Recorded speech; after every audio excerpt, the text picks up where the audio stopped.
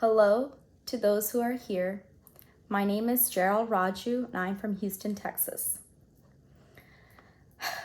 Unlike most of his best friends, I did not meet Joel in church or because of church. I met him our 8th grade year, almost 10 years ago.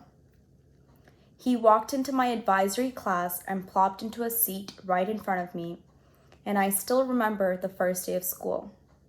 Joel had this bright orange t-shirt on with a wooden cross necklace, these brown khaki pants that were, or not pants, shorts that were too long on him at that time, a 32-inch wide smile locked between his braces, and a mole that catched your attention. We were both new to the school that year, and that's one of the many reasons why we gravitated towards each other. You know, even as an 8th grader, Joel was actually a whole year younger than most of his 8th grade peers. And even though he was a whole year younger, even though he was only in 8th grade, Joel was extremely mature, courteous to those around him, and very honest. While most of us were having our rebellious teenage phase, Joel was instead obedient, studious, full of life, making some kind of a joke, and always laughing or smiling. As to taunt him and as a joke, we would always call him the poster child. Alongside many of you, I also have learned so many new things about my friend in the last month, even though I have known him for so long. See, the reason for that is our Joel was very nonchalant. Now, what that means is nothing ever fazed him. Anything he did, big or small, he never bragged about it. It was so minuscule in his eyes. He had a very humble heart. For example, I remember a few years after he got involved with the Catholic youth ministry, I asked him, because I had noticed that he was traveling more. So I asked him, what do you do at these ministry things? In the most ignorant way possible. And in the most Joel Jijo manner, he played it off as, dude, I just go and help out. See, little did I know then that he wasn't just helping out.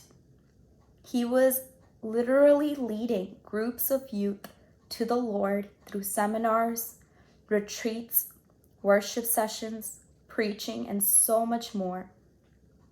But he never ever shared with that me or any of us.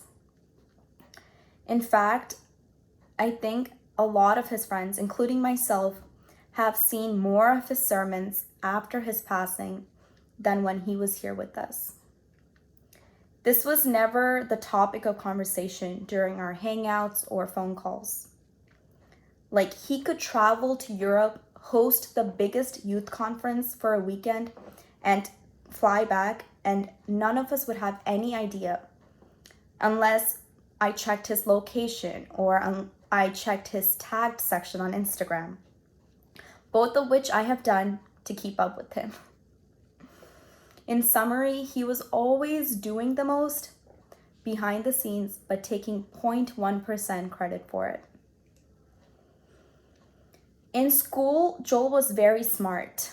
Not the naturally gifted smart type, but the kind of smart that's derived from hard work.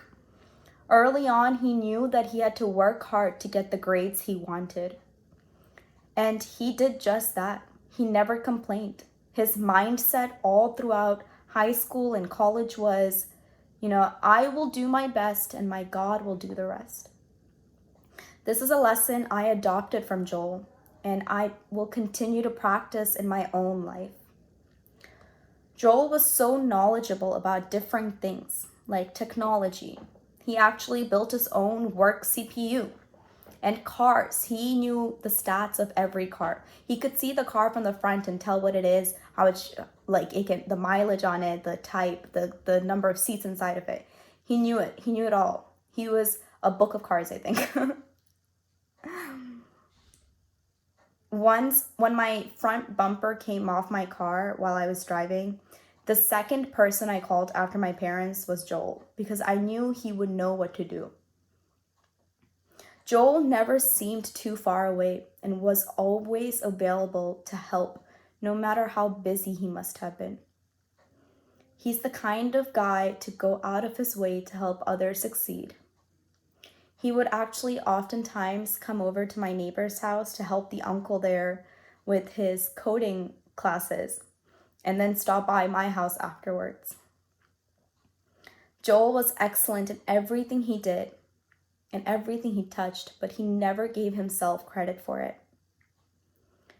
His most recent interest was photography, and something I've also developed a passion for over last several years. He really wanted to learn how to use his camera, how to edit better, and so we had a whole lesson on it, and it's always going to be so memorable for me. He would take pictures of his family and send it to me to edit, and he would share his own edits and like ask me my opinion on it, and we would just go back and forth, and I was so excited for him to get into that because we had so much to talk about. Even though he wore so many hats during his time on Earth, he never compromised one relationship over another.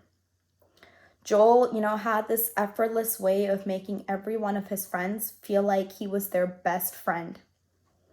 He always found the time to give to everyone around him.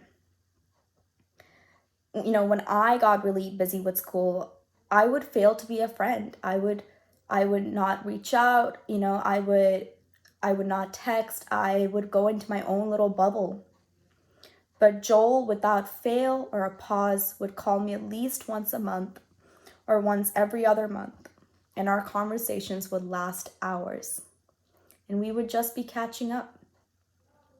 He would be the one informing me about the other friends in our friend group and what they've been up to.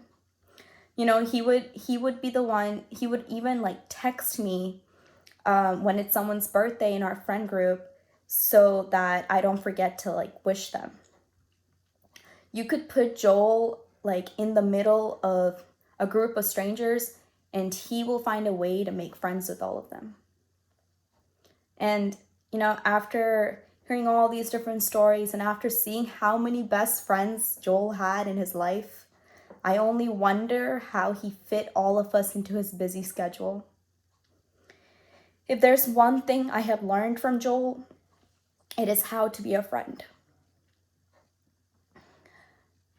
It was always very important to me that whenever someone new came into my life, that they meet Joel. I validated his opinions, though he never had anything bad to say about anyone. It was a privilege and honor to introduce someone to Joel to me,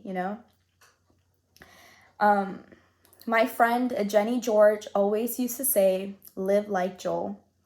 And that phrase after his passing will resonate forever as I continue to live this life without him. I miss my friend so much. I miss his infectious love and his energy, but I can feel his joy all around me, and it is this joy I hope to emulate to keep his memory alive.